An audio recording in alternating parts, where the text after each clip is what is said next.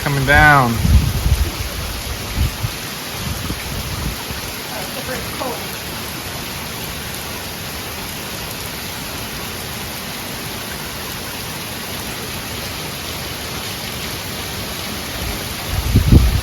Hey, what's going on, card collectors? It's Ken with Ken's Cardboard, and it's been a while since I made a video, and I haven't, shown my face for a while either, but still the same looking dude. Got my hat here from Colorado White Sox game that I went to at the National with some buddies like Adam and Dylan and Scott and Eric and Bob, several other people we went to with Matt. It was a bunch of old guys just hanging out at the ballpark, and we had a great time watching the White Sox and Guardians play a little baseball game. Speaking of baseball, I picked up a few baseball cards. It's been a while since I shared anything. Baseball season's coming down to the end here. We got a few weeks left. It looks like the Braves have already wrapped up the National League East. There's a bunch of teams competing for the wild card spot, so I kind of like the new format where they have an extra wild card team, because it just keeps more teams competitive. So that always makes it for a crazy trade deadline. Are you in? Are you out? Are you going to make trades? So it was a pretty wild trade deadline, I think, this year. So the more teams get involved, that's great. So we'll see how that goes. Hopefully, we have a good final push to the end of the season. My Rockies, not so good, although they did beat the Cubs in a series this week. So shout out to my buddies Steve, Vintage Card Steve, and David M. Sorry guys, couldn't help it. Rockies are just too much for the Cubbies this year.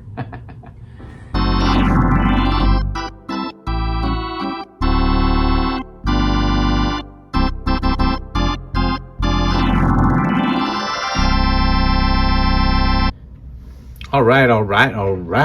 We're back now, and first I want to thank my buddy CW.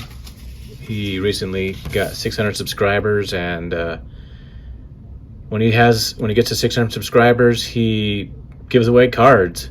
And if you don't know CW, go check out his channel, Card Wolf, and he sends cards out all over the place, and he ended up sending me a few cards. All you have to do is watch the video where he's sharing his cards, and request some cards from his collection that he purchased, and he'll send them your way. Sometimes you get cards you want, sometimes you don't, so you just ask for more, and he's happy to send them out, and he'll send you whatever he feels like sending you, usually in a plain white envelope. So let's look at the cards I got. So one of my favorite sets, as you can see over in the background, is 1987, one of my all-time favorite cards. I picked that Bo Jackson up Tiffany a little while back, I showed. But this collection that he bought was, mostly junk wax, but there was a few other stuff in there. I was looking for some 87 tops, and there was a few of them in there, so I picked up. And you can get these cheap anywhere, for a nickel or less, these even Hall of Famers, because they made so many of these cards. But I just like the design. I like that they have the team logo up on the corner here. And the wood grain border. One that it doesn't have is the position, so you have to kind of guess. Can you guess what position Gary Carter is? Looks like a catcher. Picked up this other Hall of Famer here, Mr. Dennis Eckersley. He looks like a pitcher. This is not a Hall of Famer, but who doesn't love the Big Cat or the Expos? Powder blue unis. The Big Cat under Galarraga. Picked up this guy here, Tony Gwynn, Hall of Famer. This is the All-Star card. Another Hall of Famer here. But he's on the White Sox. Steve Carlton on the White Sox. Look at that long career he had. I always loved looking at the back of cards and checking out the long history of these legends that played. So I don't know if this is last season or not. I think it may have been. But there you go, Steve Carlton. Picked up. He also sent along this Eckersley from, I think, is this what, 83? 82 Eckersley. Look at that leg kick. Great photo. Spring training there. Look at the fans in the background. And of course, sent along a nice Dante Bichette from Bowman. I have no idea what year it is. I'm guessing 2000 or 99. Nope, not even close. 94 or 95. But thanks a lot, CW. Appreciate that. So there was a seller on eBay that just had a bunch of cards graded, and he listed them all basically to end at the same time. So it was a little challenging for me to put in my bids, but I was able to pick up 3 of them. So that's pretty cool. As you can see, I got my Pete Rose cards in the background. Pete Rose is one of the players I collect. I love the 73 set. There's a lot of action shots in that set. I like the card design. It's simple, white. Got a little position there. You know, doesn't have the team logos like they do some year. But they have a lot of action shots. That I like that A73 set. 74 design. You know, it's kind of simple. 75. Not a fan of the crazy colors, but I do like the the font that they use on there. And this is just a weird angle though on this picture, but that's my 75 Pete Rose. And I never had any Pete Rose cards graded, and I have not graded any cards of Pete Rose, but I have been buying some graded cards. And so first off, let's get into some more Tiffany cards that I picked up. So I think I paid $15 for this one as a PSA. I mean, SGC 9. I like these cards in the SGC better than PSA. The black tuxedo makes it look good. So I didn't have this card in a Tiffany, and I love the 87 design. So picked up a fine 9 of Mr. Pete Rose, his last play days card here. And like I said, look at his long history career there. So picked up that one, and this one I got for $5. Can't beat that for $5, right? And I got combined shipping. So 1987 Topps Tiffany Fernando Valenzuela. Shout out to my buddy Greg, who was out at Dodger Stadium when they retired Fernando's number a couple weeks ago. So very cool card. So 2 more Tiffany's from the 87 design. Like I said, you can pick up the base cards for like a nickel, or basically you can get them for free, because that's what I got those cards from.